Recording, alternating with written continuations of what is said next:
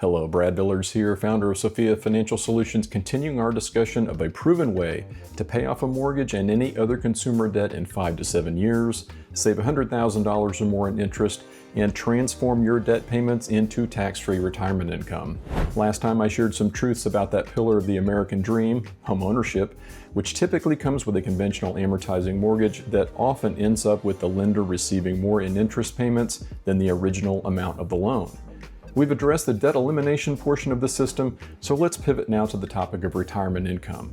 And I'm going to do this probably in 2 segments, though it might necessitate more, and I'm doing so because I think it needs that extra attention because of the myopic focus that's been put on 401ks as a holy grail of retirement planning. I want to again cover an excellent podcast that I'll link in the description that presents some important yet largely unknown facts about the 401k plans to kick this conversation off.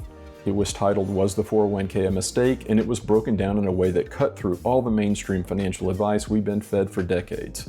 You know the script. Just max out your 401k, let it grow, and you'll retire rich. But the episode asked a simple question. Who really benefits from that plan? And you may be surprised that it's not us. Here's what stuck with me. The 401k wasn't originally designed to be a retirement vehicle for the average worker. It started as a tax break for high earners.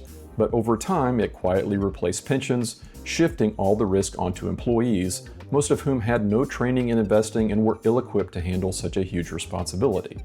It goes on to expose how most 401ks are stuffed with mutual funds that come with hidden fees and limited transparency.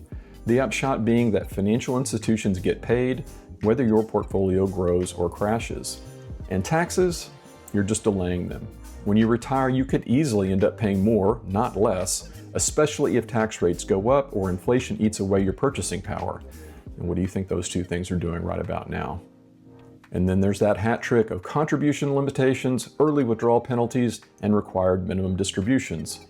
So just how much can something be viewed as in our best interest when it has such significant and punitive restrictions?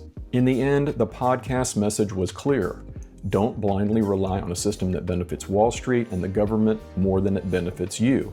Financial security means control, diversification, and understanding how the system works, not just following the advice that's repeated over and over.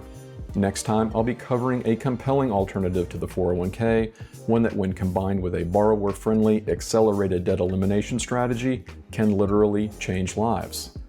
Until next time, stay curious, my friends.